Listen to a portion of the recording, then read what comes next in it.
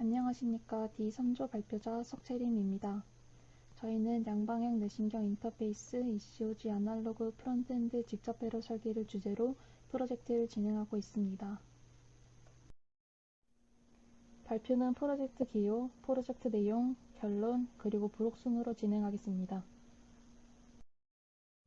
뇌의 컴퓨터 인터페이스 기술이 발전함에 따라 뇌의 신경 신호를 읽고 자극을 전달함으로써 뇌질환을 치료하는 기술이 주목받고 있습니다. 저희 조는 이런 기술의 흐름에 맞추어 뇌의 신경 신호를 기록하고 신경을 자극해 치료 효과를 내는 양방향 뇌신경 인터페이스 회로를 설계하기로 하였습니다.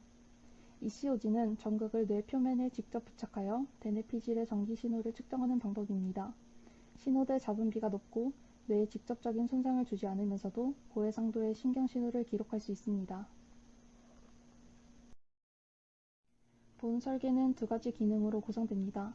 먼저 신경 기록기는 뇌에 손상을 주지 않으면서도 잡음의 영향을 받지 않도록 저잡음, 저전력으로 설계하는 것이 중요합니다.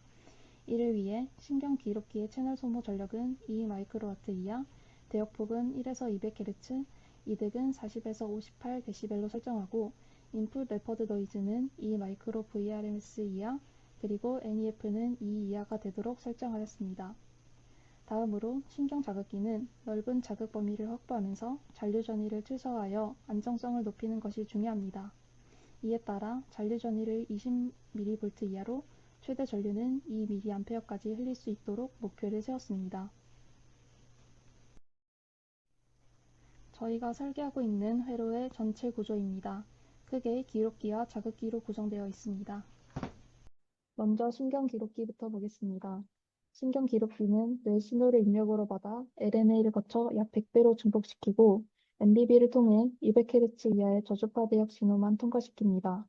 마지막으로 뒤에 위치할 회로에서 처리하기 쉽게끔 PGA를 이용해 증폭이 부족한 신호를 최대 8배까지 증폭하여 신호를 800mV 수준으로 만들어줍니다. 또한 초퍼 기법으로 저주파 대역의 플리커 노이즈를 감소하고자 했습니다. 그리고 DC 서브 루프로 DC 오프셋을 최소화하고 임피던스 부스팅 루프로 인력 임피던스를 확보하고자 했습니다. 지난 발표에서 스키매틱 설계를 완료하고 프리 레이아웃 시뮬레이션을 통해 회로의 성능을 검증하였습니다.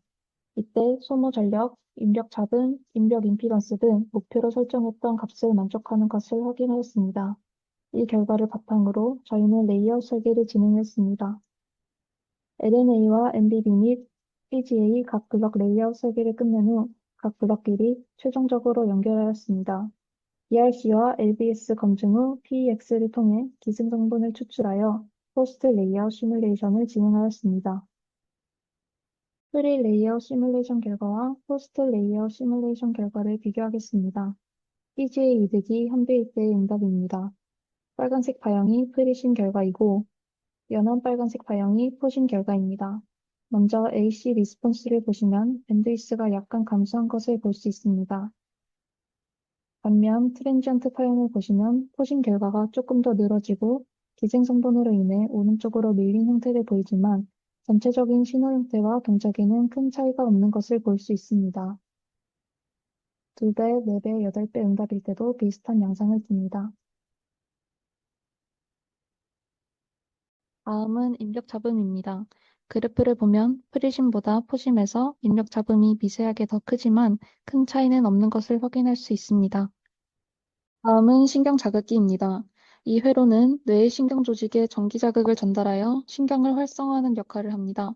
가장 먼저 보이는 이 부분이 전극, 전해질 계면 등가 모델입니다. 커패시터와 저항으로 구성되어 전극과 조직 사이의 전하 저장 및 전류 흐름 특성을 정기적으로 표현합니다. 아웃풋 커런트 드라이버는 커런트 DAC에서 생성된 전류를 전극, 전해질 계면으로 전달하는 블록이며 중간에는 잔류 전위를 낮추기 위해 새롭게 설계된 변형된 일렉트로드 쇼팅 트랜지스터가 포함되어 있습니다. 커런트 DAC는 6비트 스위칭 구조로 동작하며 62.5 마이크로암페어부터 최대 2mA까지 자극 전류를 선택적으로 생성합니다. 또한 레귤레이티드 캐스코드 커런트 미러를 이용하여 높은 출력 저항을 확보하고 자극 전류가 아웃풋 커런트 드라이버에 정확하게 전달되도록 하였습니다. 신경 자극기의 스키매틱을 완성한 후 프리레이어 시뮬레이션을 진행한 결과 설계 목표였던 잔류전이 범위를 안정적으로 만족하는 것을 확인했습니다. 이후 자극기의 각 블럭을 레이아웃한 뒤 포스트 레이어 시뮬레이션을 진행하였고 기생 요소가 포함된 환경에서도 자극기 성능이 안정적으로 유지되는 것을 확인했습니다. 프리 레이어 시뮬레이션 결과와 포스트 레이어 시뮬레이션 결과를 비교하겠습니다. 그래프에서 보라색 파형이 프리심 결과이고 빨간색 파형이 포심 결과입니다. 두 경우 모두 목표했던 잔류전이 기준을 안정적으로 만족하지만 포심에서는 잔류전이가 아주 미세하게 더 높이 나타나는 것을 확인할 수 있습니다. 다만 이 차이는 마이크로 단위의 매우 작은 값이기 때문에 실제 자극 성능에 영향을 줄 정도는 아니라고 판단됩니다.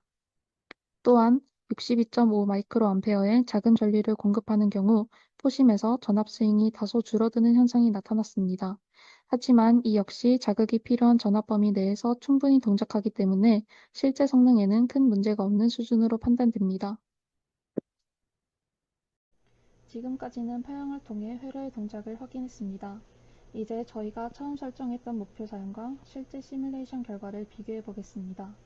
주요 수치를 보시면 소모 전력과 이득, 밴드위스, 입력 임피던스는 목표를 충분히 만족했습니다. 노이즈 이피션시 팩터는 프리 레이어 시뮬레이션 결과도 포스트 레이어 시뮬레이션 결과도 일부 구간에서 목표 값을 초과하지만 전반적으로는 근접한 값으로 설계되었습니다. 레이아웃 이후에도 대부분의 성능이 프리 레이어 시뮬레이션 결과와 비슷하게 안정적으로 설계된 것을 알 수 있습니다. 다음은 신경 자극기입니다. 자극기의 설계에 있어서 가장 중요하게 봐야 하는 파라미터는 안정성과 직결되는 잔류전입니다. 저희는 이를 20mV 이하로 유지하는 것을 목표로 했습니다. 프리 레이어 시뮬레이션의 잔류전위는 최대 8.79mV를 기록하며 목표했던 범위를 만족했고 다른 파라미터 또한 기준을 충족하는 것을 알 수 있습니다.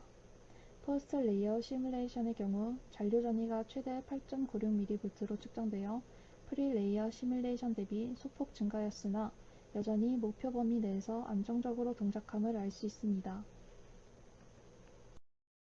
이렇게 포스트 레이어 시뮬레이션을 완료하고 프리 레이어 시뮬레이션 결과와 비교한 후 향후 개선이 필요한 부분을 생각해 보았습니다. 먼저 스키매틱 설계 단계에서부터 기생 커패시턴스로 인한 성능 저하를 미리 예측하고 충분한 여유를 확보하여 설계할 필요가 있음을 확인했습니다. 또한 레이아웃 설계의 복잡도를 줄이기 위해 스키매틱 설계 시 소재의 대칭성과 배선 효율성을 고려한 계획이 필요하다는 것을 느꼈습니다. 마지막으로 자극기 설계 시 변형된 일렉트로드 쇼팅 방식에서 게이트에 인가되는 클럭 신호가 장시간 반복될 경우 펄스 타이밍이 미세하게 지연되거나 누적 오차가 발생할 가능성이 있었습니다. 이는 자극 전압 구간에 영향을 줄 수 있어 개선이 필요할 것으로 판단했습니다.